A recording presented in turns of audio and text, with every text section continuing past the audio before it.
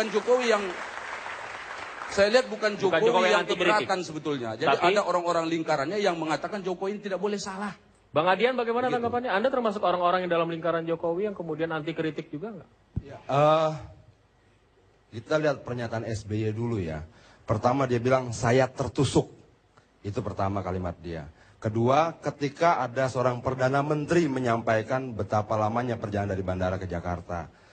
Nah ini menarik menurut saya. Pertama, kata tertusuk ini kan sebuah tindakan yang saya pikir berlebihan. Siapa yang nusuk dia saya tidak tahu. Apakah Jokowi dianggap menusuk calon jabatan presiden atau bagaimana, saya tidak mengerti. Itu pertama. Nah kedua, kenapa SBY harus menunggu Perdana Menteri dari negara lain bicara sama dia baru dia mau dengar? Kenapa? Memangnya selama ini di mana?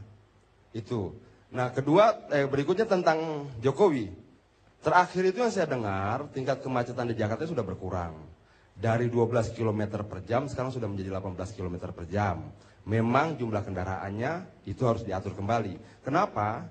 Setiap hari itu dalam data kita ada 1,9 juta kendaraan dari luar Jakarta yang masuk ke Jakarta. Ini yang sebenarnya harusnya menjadi kebijakan negara. Betul yang dibilang Abang Effendi Simbolon tadi kan ada levelnya. Ada jalan negara, ada jalan provinsi, jalan kecamatan, sampai jalan desa. Nah tidak bisa dong SBY melepaskan tanggung jawabnya bahwa ini seolah-olah tanggung jawab Jokowi, Gubernur DKI, kemacetan dan sebagainya. Ini harus bukan orang Demokrat, sama semua. Presiden tuh, presiden semua rakyat. Saya pikir gini loh, saya mengerti ya, saya sungguh mengerti kepanikan SBY sehingga coba menjadi kambing hitam. Dia panik pada persoalan Bunda Putri, pada Sengman dan sebagainya. Oke, saya ngerti itu. Tapi sebagai presiden, coba introspeksi sendiri, dirinya sendiri. Bagaimana kemudian Jokowi harus menahan 1,9 juta kendaraan yang masuk dari Bogor, Bekasi, Tangerang dan sebagainya. Dan semua tidak bisa dilimpahkan pada Jokowi. Kalau kita bicara mobil murah, yang dimurahkan apa? Komponennya kah? Atau pajaknya? Ternyata kan masuk dari Jepangnya sama, pajaknya dikurangi. Kenapa kebijakan pengurangan? Merasa dia menang, dia nggak berani janji-janji.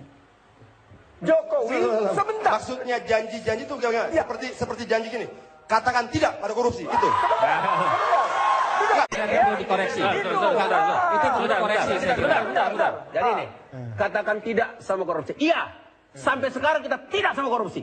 Wah, ini satu-satunya partai yang jelas anti korupsi. Siapapun dia, orang di partai kita, kalau kena korupsi, KPK, polisian, kejaksaan, silakan kita. Bintang iklannya tersangka korupsi saat ini, betul. Orang per orang.